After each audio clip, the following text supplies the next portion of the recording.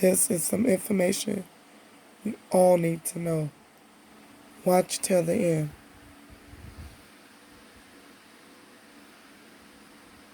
Aren't sure why. New York Times article today, okay? The coronavirus is hard on older people, and scientists aren't sure why. New York Times article today, okay? I'm pissed. Look, this research paper, okay, entitled, "The Relationship Between Severity of Adult Community-Acquired Pneumonia and Impairment of the Antioxidant Defense System. Coronavirus, when it's severe, gets into the lungs, becomes a respiratory problem, a big one, in the elderly, in the sick." Okay, so coronavirus to me is like the community-acquired pneumonia because that's what it's happening. It's getting in their lungs. Paper number 2. Paper number 3. Oh, this is published in, it's study from University of Chile, Salvador Hospital, Faculty of Medicine. This is published in Biological Research. Okay, this one. Another research paper. Glutathione serum levels and rate of multimorbidity development in older adults. What does multimorbidity mean? Multimorbidity means the coexistence of multiple chronic conditions in a single individual. Low glutathione levels in individuals who have multiple diseases going on in older population. Low glutathione, scientists, wake up. Redox imbalance in older people, scientists, wake up. It's been published. Get off your butt and start reading, okay? You don't need to do new research. The stuff has already been published. This paper was done 2013. This one was done 2019. We're not done. Vitamin A and immunity and viral, bacterial, and protozoan infections, published 1999 from the University of School of Medicine, Johns Hopkins. Pretty good, okay? So, last 2 decades, considerable evidence has emerged that vitamin A plays an important role in immunity in infectious diseases. Vitamin A deficiency causes pathological alterations in the epithelium of the respiratory tract.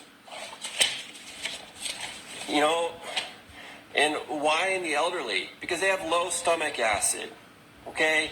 They may be on acids, they might be, just lower natural low stomach acid. And they're not going to be absorbing fat-soluble vitamins like vitamin A. Vitamin deficiency in older adults is higher than in healthy younger ones, especially in those who eat meat and fatty-containing foods. So we've got vitamin A deficiency in elderly population who are not absorbing fat-soluble nutrients. We have low glutathione in elderly who have multiple diseases going on. We have an imbalance in the redox system in the lung because they have a huge amount of immune reaction going on in their lungs, and there's little glutathione there to say, hey, immune system, stop attacking the lungs and bringing in so much histamine and all these immune cells to attack self and fill up the lungs full of immune fluid that you drown in your own fluid, which is called pneumonia, and die.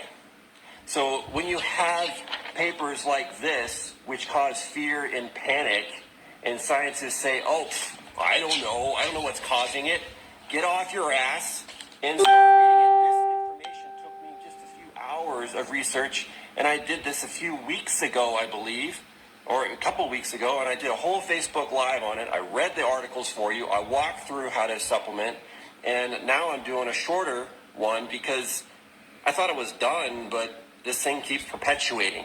Look, the coronavirus it's a problem for the elderly. And it's a problem for the elderly who are vitamin A deficient and who are redox imbalanced. A redox imbalance comes from low glutathione, low antioxidant potential in their body.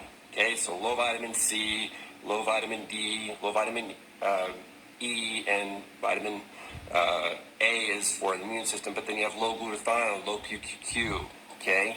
So low antioxidants. So, you know, it's really frustrating. And I'm just going to walk through it real quickly. Liposomal glutathione is the best form of glutathione. If you have nebulized glutathione, that's also good, but getting your hands on nebulized glutathione in hospitals who have their heads up their butt is probably not going to be so easy. So you got to be using liposomal glutathione, okay? We still have some. So and start with a few drops. This stuff is powerful. Start with a few drops. It doesn't taste good, but who cares? And it's easy to do. You just flip open the cap, okay? And preferably hold it in your mouth for a few seconds. Doesn't taste good. If you don't want to do that, next best option is glutathione in capsules, but you have to get S-acetyl glutathione. If you just get capsules that are reduced glutathione, you're not doing any benefit. It's got to be S-acetyl glutathione. The S-acetyl in front of the glutathione means that it's protecting the glutathione from stomach acid. Reduced glutathione, you take that in a capsule, your stomach acid is going to destroy the glutathione right back into the amino acids of glycine, glutamate, and cysteine. It's going to be trash. Okay, so reduced glutathione is garbage. You need to have glutathione plus, like this one, and I'll show you what it says on the back if you need to get it from someone else. But I don't think you can read that. But it's S-acetyl glutathione is what you want, or optimal glutathione plus from CEO. Vitamin A. This is micellized vitamin A. So this is vitamin A that is little tiny particles that are very, very easy to absorb. And there's 5,000 units of vitamin A per drop. So in acute situations, I like 100,000 units, which is 20 drops, for 3 days, and then stop. And this is in adults, non-pregnant, non-breastfeeding individuals. So I'm focusing here on the elderly, your moms, your dads, your grandparents, okay? So vitamin A, it's one drop is 5,000 units of fat-soluble vitamin A that is micellized and easy to absorb, and I'll stop shaking it so you can read it. Then you need possible PQQ. Let's say you do really poorly with glutathione. PQQ is a phenomenal antioxidant. It's the best antioxidant that I know of. You take PQQ, it's easy. And what I like to do is I just take this a little bit, pop it in the mouth, chew it a few times. Wow, that stuff rocks. I already feel it. Glutathione I usually feel, but PQQ lately I'm feeling more. That's ridiculous. Mind blown. Okay, PQQ. And it's less expensive than glutathione as well. The problem is we don't have the research of PQQ as we do with the research on glutathione. I have not seen research that says PQQ is phenomenal in community-acquired pneumonia or lung severity, issues. But I also haven't researched for it. But there's not very much stuff published with PQQ compared to glutathione. But PQQ is great stuff. NAC, there's a lot of talk about NAC building up glutathione. Yeah, it's true, but I did a Instagram TV and a video on this as well, so watch that as to why NAC is not the best option, but glutathione is. We do have this back in stock. It just arrived yesterday.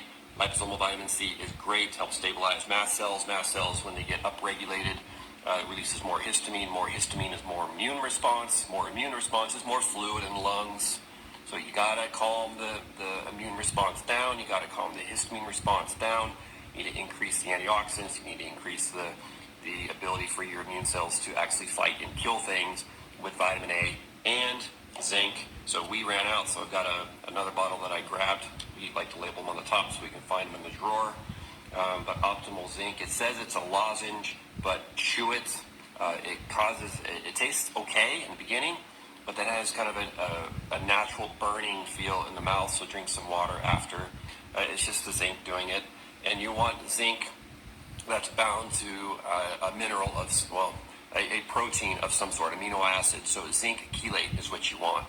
You can use a zinc citrate. We use a zinc bisglycinate chelate, so the absorption is quite good. And zinc absorption is problematic in a number of people for a number of things. Vitamin D hits during this time of year because vitamin D levels are kind of at their all-time low because you've gone all winter, you've burned through your stores of vitamin D. Now your immune system is less able to act because vitamin D acts on immune stimulus to fight infections. But now in March, late February, your vitamin D stores in the northern hemisphere they're gone because you've used them all up for other infections. So load up. Okay. We also have D3 plus K2, I think, but we might be sold out. But we still have vitamin D3. You can't eat liver. You can. Going out in the sun now is not going to do it because vitamin D is not at its peak. If you're in the southern hemisphere, you're probably not getting as impacted as much by the coronavirus because your vitamin D levels are probably good. But even if you are, I don't watch the news because I don't believe in the nonsense that's being perpetuated. Get out in the sun and get some vitamin D in you. Okay, so I hope that serves you. Please share this. Please get this out to the people. And please share it with the scientists who are just sitting around in rooms talking about, oh, we don't have any evidence. It's everywhere. Read it. Thank you.